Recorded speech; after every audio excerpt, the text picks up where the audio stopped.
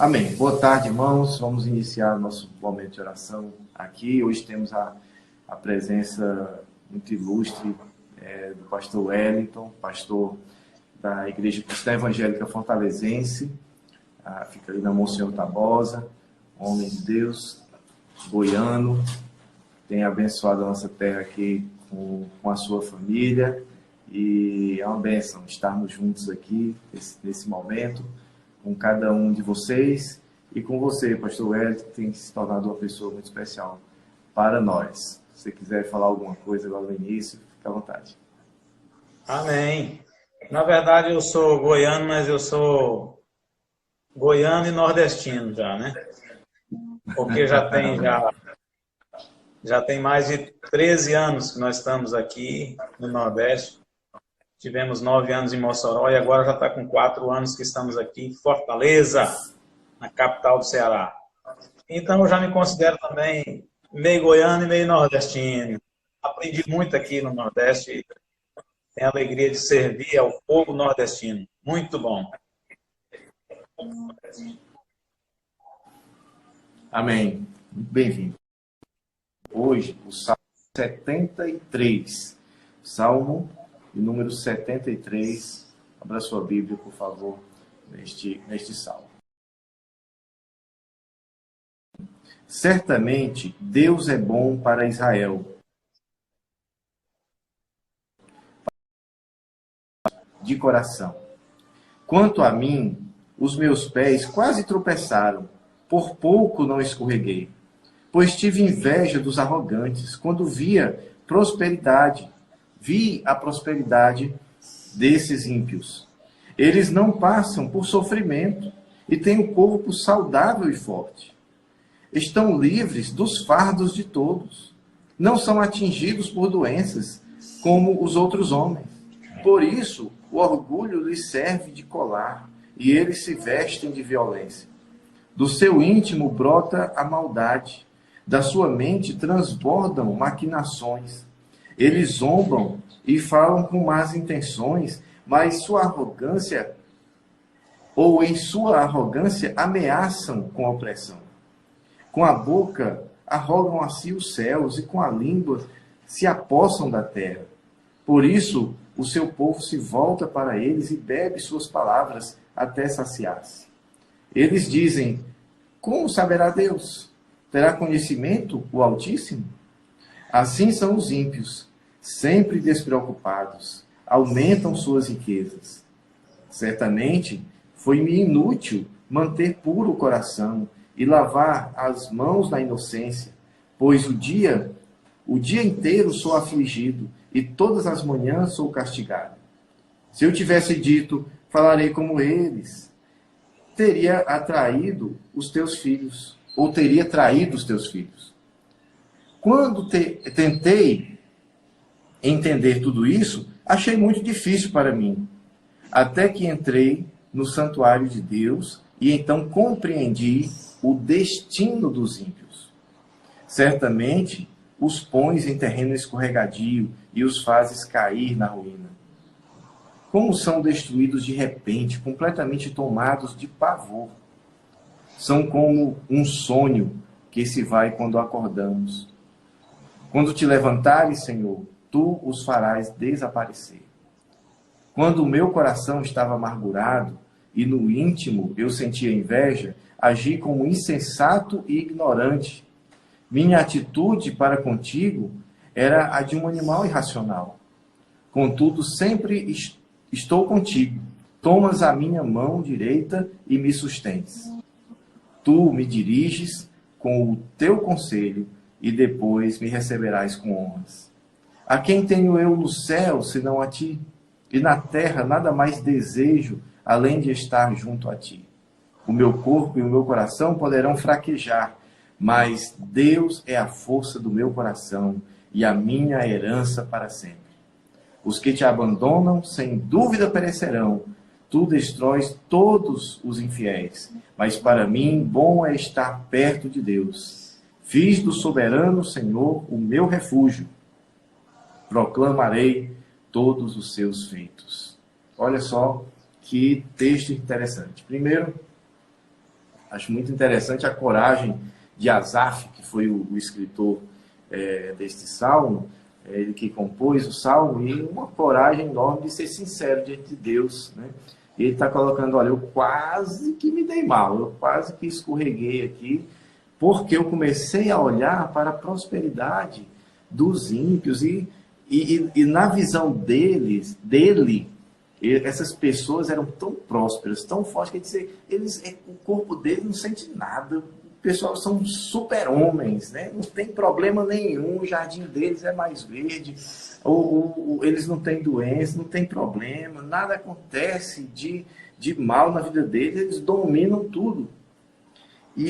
Mas no final ele vai reconhecer, ele diz, mas aí, quando eu entrei no templo do Senhor, ou seja, na presença do Senhor, quando eu realmente olhei para Deus, então eu vi o destino. Porque o problema não é aqui o caminho. O caminho pode até ser largo e mais confortável, mas a questão é o destino final, né? Qual é o destino de cada um.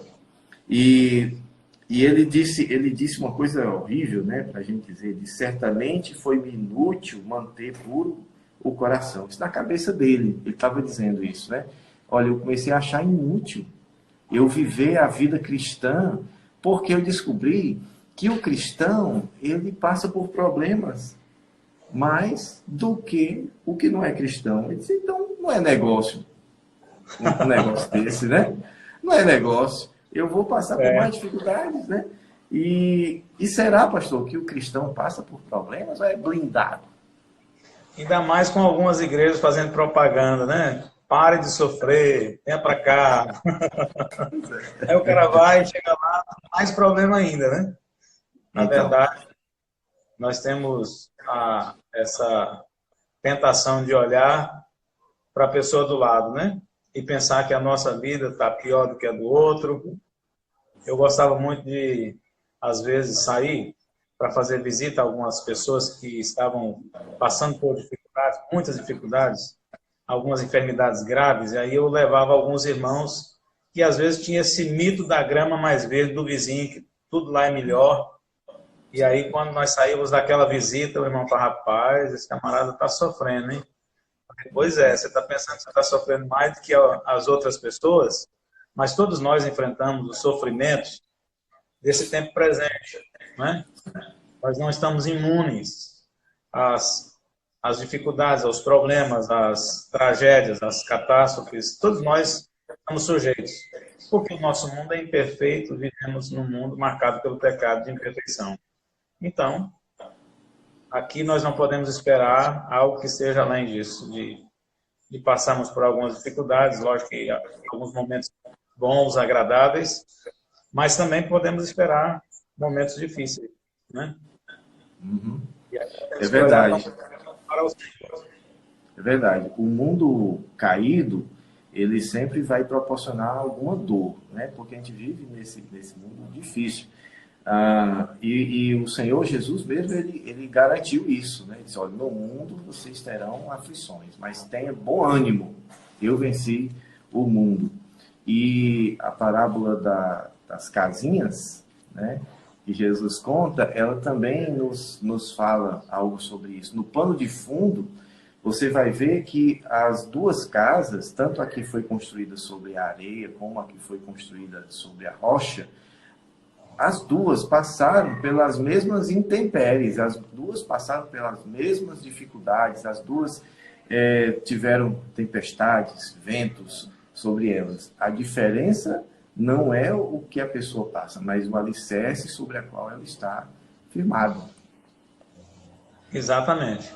E foi isso que o salmista, depois no final, quando ele entra no santuário, e ele tem uma experiência de oração com Deus, né, ele vai dizer, rapaz, né, o Senhor está sempre comigo, e o Senhor é a minha força, a minha fortaleza. Então ele reconhece que aquelas pessoas elas vão ter também depois um encontro com Deus, um julgamento de Deus, e ninguém vai ficar impune diante dos seus pecados, das suas falhas. Deus vai ajustar, vai ter um dia de ajuste de contas. E então ele diz, rapaz, quanto a mim, melhor é estar na presença do Senhor. Ele é o meu Salvador, aquele que me protege, que me guarda. Verdade. O interessante é que essa mudança de pensamento da parte dele foi exatamente quando ele foi ao templo, né? E aí o templo aqui, para ele, era um local, né? Mas para nós é muito mais que um local. Ele está se referindo à presença de Deus. Então, quando ele teve esse momento com Deus, Deus abriu os olhos dele para que ele compreendesse que existe uma realidade espiritual muito maior do que essa realidade que ele estava enxergando com seus olhos naturais, né? E aí, quando a gente tem essa visão, essa percepção da glória de Deus, que foi o que ele viu, a presença de Deus, pronto, tudo muda, né? Na nossa perspectiva de vida. Você vê que a partir daí o texto muda completamente o tipo de afirmação que ele faz. É verdade. E um ensinamento muito interessante que o apóstolo Paulo, ele passa para nós, e Paulo passou por muitas dificuldades, né? Passou por muitas lutas. Sim. E em Coríntios ele vai citar lá, vai fazer uma série de citações do que ele passou, do que ele viveu, e aí ele vai passar para a gente um segredo que ele aprendeu. Ele vai dizer, olha, o segredo para passar por todas as situações e dificuldades é a comunhão com Deus. Porque vai dizer, eu aprendi a viver contente em toda e qualquer situação. Tudo posso naquele que me fortalece. Então é essa comunhão com Deus que nos dá a força necessária para a gente caminhar nesse mundo de imperfeições, de dificuldades. É verdade, é a presença dele. E ele reconhece isso, né? Ele se arrepende. Esse arrependimento é tão importante que ele diz assim, ó, no versículo 21, quando o meu coração estava amargurado, e aí ele coloca o problema no lugar certo. Onde é que está o problema? No coração. E no íntimo eu sentia inveja. Ele diz, eu agi como insensato e ignorante. E a minha atitude para contigo, para com Deus, era de um animal irracional. Quer dizer, ele reconheceu que ele não estava entendendo, ele não estava raciocinando direito quando ele começou a ter inveja dos outros e quando ele tinha um coração amargurado. E que o pecado dele era contra Deus, porque ele estava sendo ingrato contra Deus, ele não estava confiando em Deus, ele estava achando que Deus era injusto. Então, tudo isso é pecado. E uma coisa que leva as pessoas a cometerem um pecado diante de Deus é exatamente essa ideia de tirar o olhar de Deus, os olhos de Deus, e colocar sobre as circunstâncias. E aí, então, a pessoa coloca os olhos sobre as circunstâncias e aquelas circunstâncias começam a dominar a sua vida e ela começa a ser dominada por aquela situação, circunstâncias que está ao seu redor, e aí ela começa a ter pensamentos de acordo com aquela circunstância que ele está vivendo, que ele está vendo, que ele está focado. Então, quem tira o foco desses problemas e coloca o foco em Deus e também no contexto, em toda a realidade, em tudo aquilo que Deus faz, ele vai fazer as contas e vai perceber que melhor é estar com Deus, porque estamos num mundo imperfeito, mas caminhando para o mundo de perfeição. E se nós tivermos uma comunhão com Deus, que é o perfeito, nós vamos alcançar esse mundo de perfeição que Ele está preparando para a gente. Amém. É isso mesmo. E quando a gente tem que reconhecer que quem declara quem nós somos é a palavra de Deus. A situação que nós vivemos é a palavra de Deus. O nosso destino, quem afirma, é a palavra de Deus. Então, quando eu olho para as circunstâncias e coloco as circunstâncias como o definidor do meu futuro ou da minha identidade, então eu não estou crendo. É uma falta de fé, porque a fé é a confiança de que a palavra de Deus é a realidade, né? Mas o versículo 26, ele vai já encerrando, e ele vai dizer, agora é um homem bem diferente. Veja só, esse homem que agora que confia em Deus, esse homem que reconhece a Deus como o centro da sua vida. Ele diz: o meu corpo e o meu coração poderão fraquejar.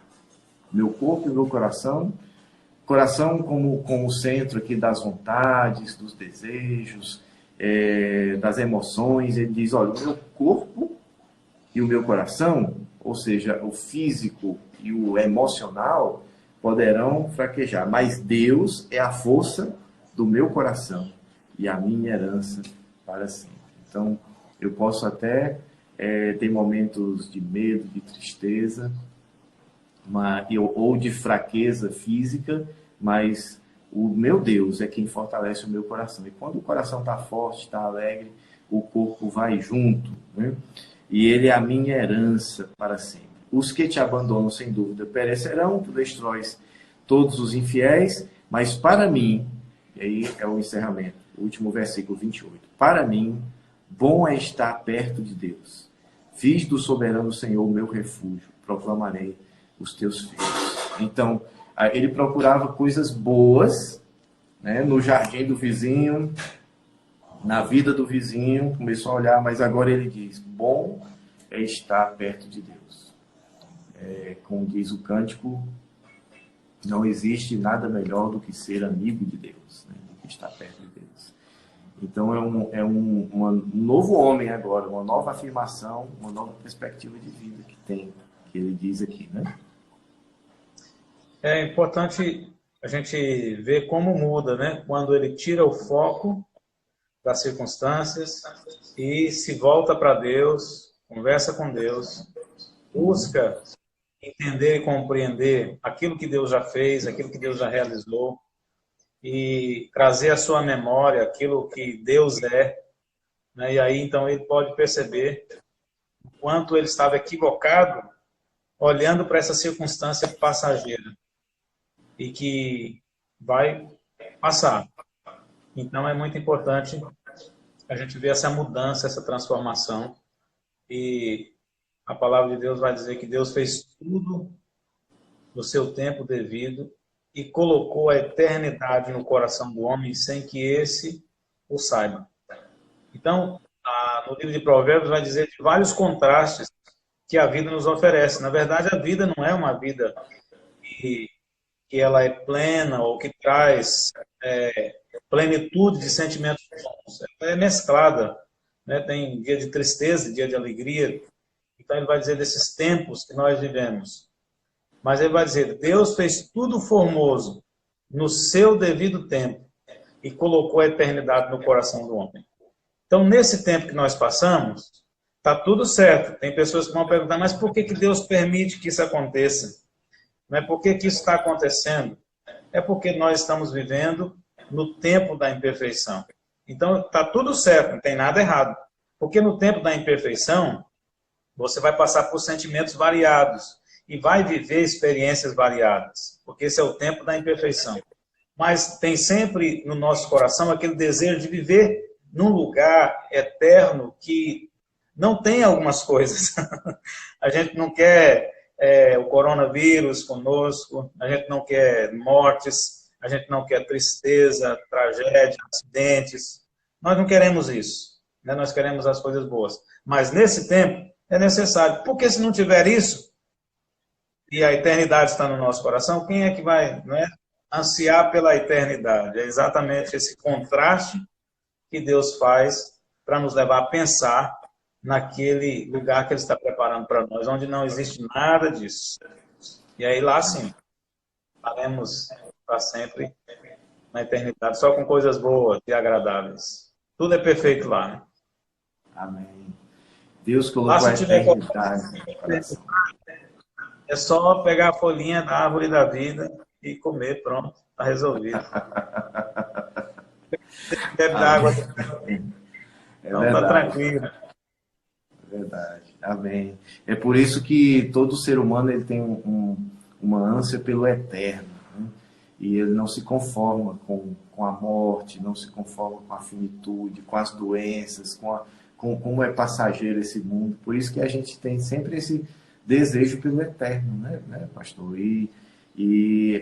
Se não fosse assim, como você muito bem disse, Se não fosse assim, a gente se conformaria por aqui e ficaria por aqui mesmo, né?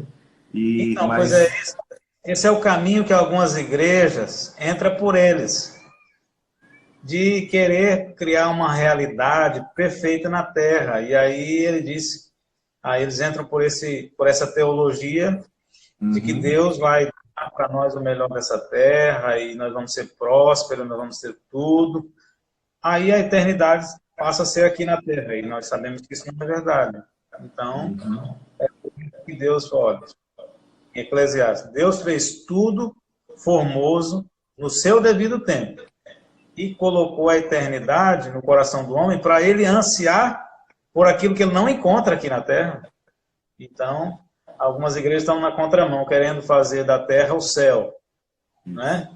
E nós sabemos que esse tempo aqui é um tempo de imperfeição, mas Deus está preparando o céu de perfeição para nós, e é para lá que nós devemos levar a nossa mente, o nosso coração, o nosso entendimento, o nosso pensamento e a nossa visão, né? Tem que pensar nas coisas lá do alto, naquilo que é perfeito. Aqui na Terra não será. isso. Onde Deus está, né? Uma afirmação do apóstolo Paulo é que se a nossa esperança estiver só nessas coisas daqui, nesse tempo passageiro, nós somos os mais infelizes.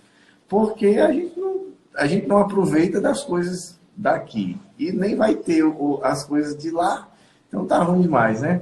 Então, o nosso desejo, a nossa visão, o nosso pensamento deve estar na eternidade.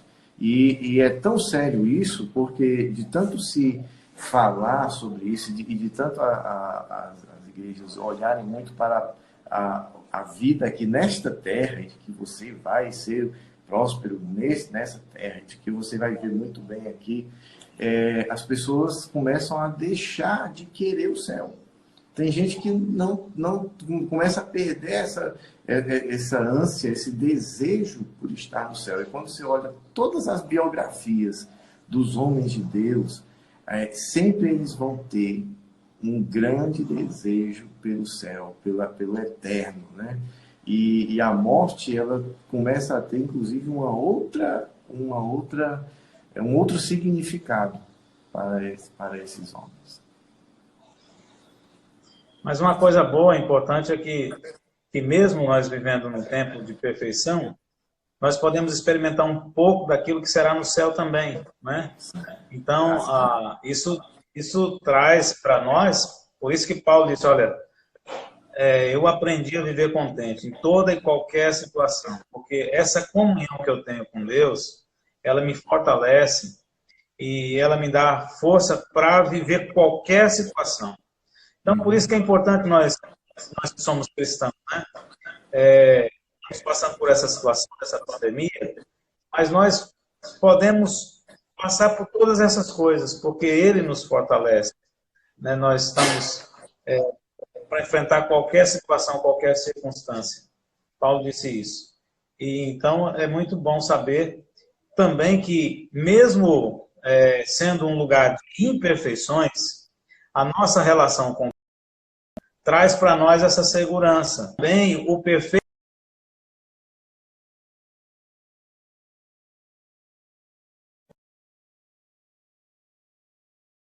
é muito interessante, porque Deus é aquele que guarda o seu povo também nesses tempos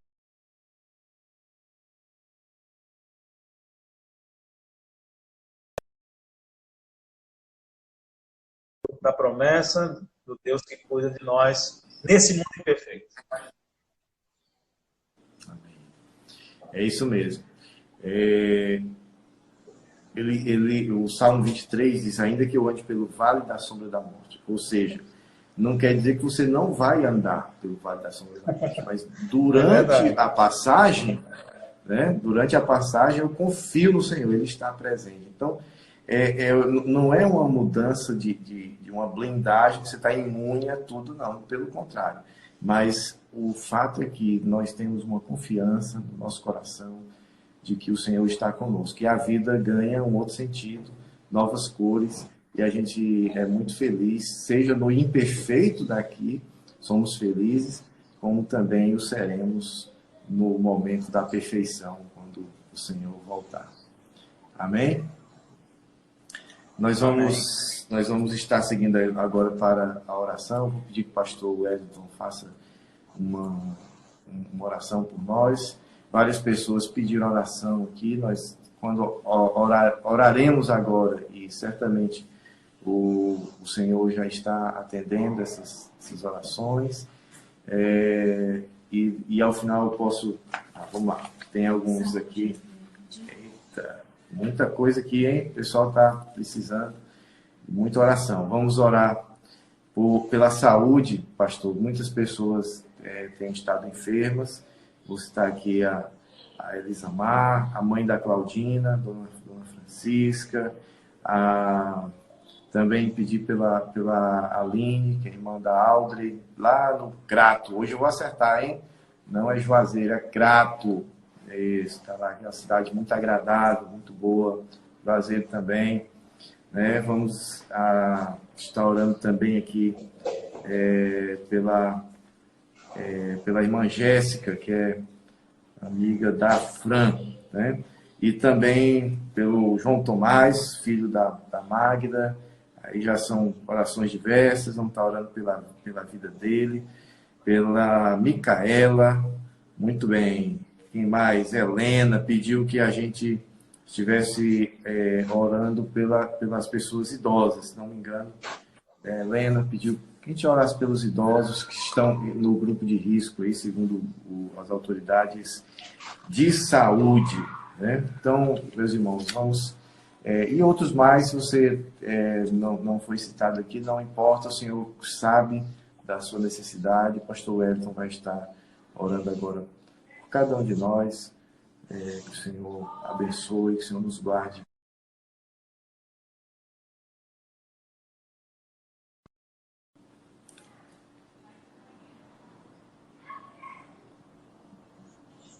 Amém? Amém. Então vamos orar. Pai, nós queremos agradecer ao Senhor por essa oportunidade que o Senhor nos dá de orarmos pela nossa nação, de orarmos por este problema no mundo inteiro.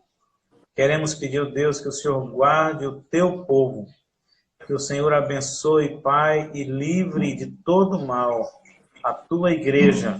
Queremos, ó Pai, também colocar diante do Senhor esses irmãos que pediram oração, em especial pelos idosos, que o Senhor possa guardar, que o Senhor possa proteger, que o Senhor possa livrar, principalmente, ó Pai, aqueles que já têm doenças pré-existentes. Tenha misericórdia, Pai, para que haja menos morte no nosso país. Cuida, Pai, de cada vida, de cada situação. Oramos, ó Deus, também por aqueles irmãos que estão passando já por algumas privações, por falta de alimento, por aqueles que vão perder talvez os seus empregos. Pedimos, ó Deus, que o Senhor abençoe nesse tempo de crise, que nós possamos confiar plenamente no Senhor, que é o nosso sustentador. Talvez as fontes poderão mudar, mas é o Senhor quem vai continuar nos sustentando. Coloque no coração, ó Pai, de cada um daqueles que estão nos ouvindo, que o Senhor é quem sustenta a nossa vida.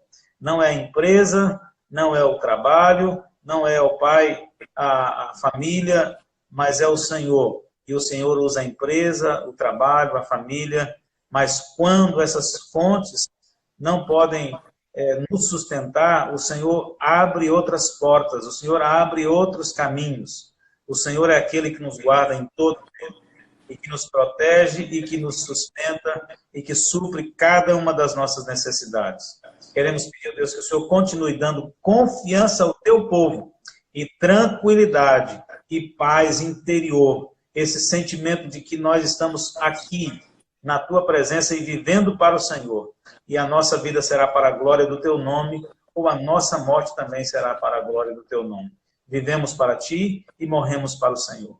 Fica conosco e abençoe cada pessoa que está nos ouvindo nessa hora. Nós oramos em nome de Jesus. Amém. Amém. Amém. É isso mesmo.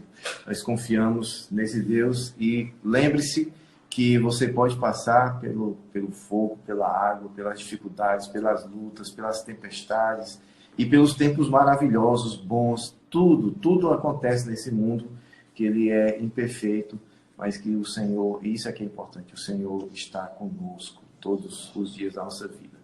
Eu quero só informar para os irmãos que tem tido algumas notícias, né?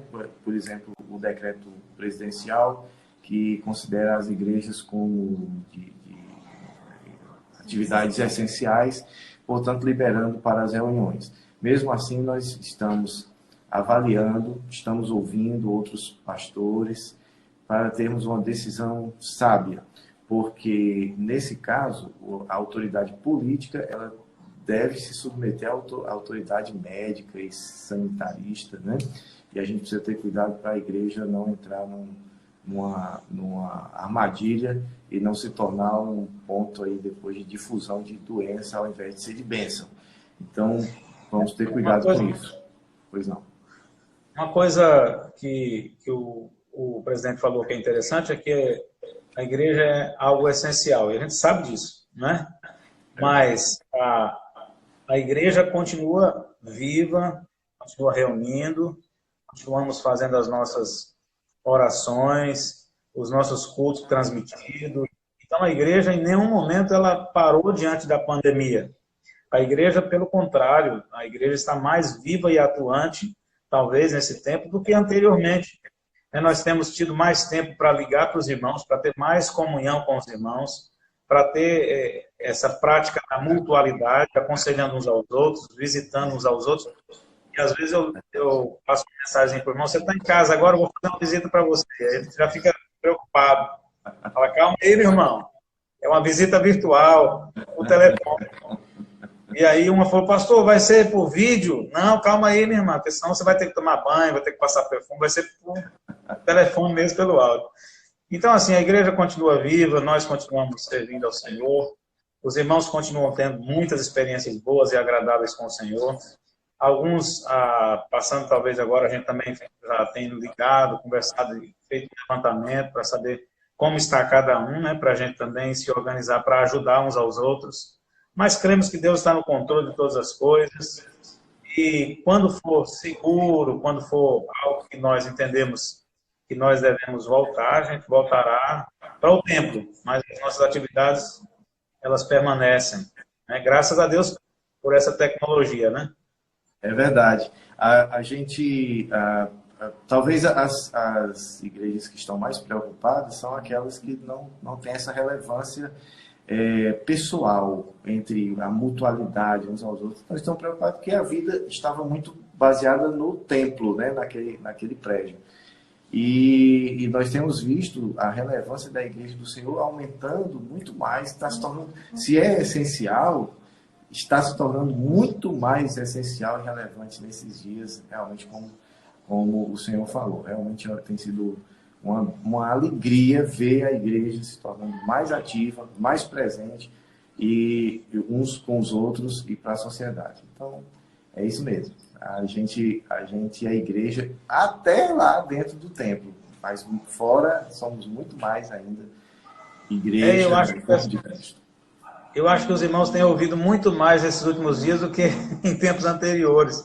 Tem participado de devocional, tem participado de transmissões, às vezes participa da minha igreja, participa da sua, participa de outro. Então é até uma oportunidade para a gente também participar com outras igrejas e poder ter alguns irmãos e participar também. Acho que é importantíssimo. Tem pessoas aí de Goiás participando com a gente, o pastor Deusmaí, que é meu grande amigo. Então, a gente une, mas nós temos um fluxo maior de pessoas com a gente nos cultos, transmitido às vezes do que no próprio templo. Então, isso aumenta até o poder de alcance.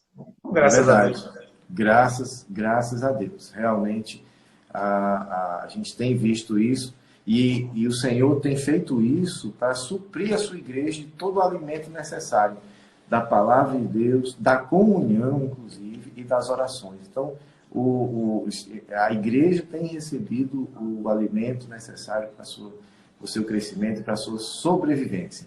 Amém. Que maravilha. Eu poderia passar a tarde toda conversando aqui, mas tem os irmãos já querendo almoçar, talvez, e está muito bom. Mas eu quero deixar aqui o meu abraço para cada um que esteve conosco.